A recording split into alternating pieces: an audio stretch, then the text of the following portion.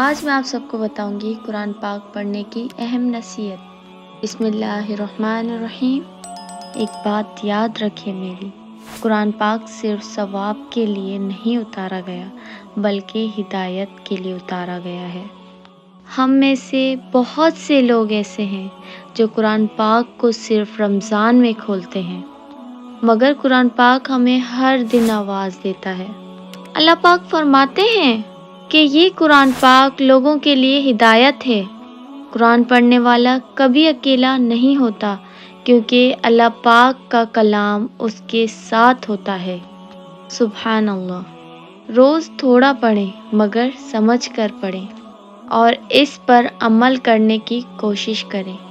یاد رکھیں، قیامت کے دن قرآن پاک یا تو ہمارا سفارش کرنے والا ہوگا یا تو شکایت کرنے والا۔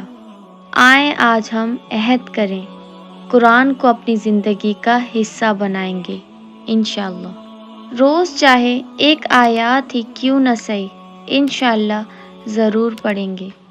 اختتامی دعا۔ اے اللہ، ہمارے دلوں کو قرآن پاک سے جوڑ دے، ہمیں قرآن پاک پڑھنے کی توفیق عطا فرمائے، اور ہم سے جو قرآن پاک پڑھنے سے غلطیاں ہوئی ہیں وہ معاف فرما، اور قرآن پاک کو ہمارا ساتھی بنا دے۔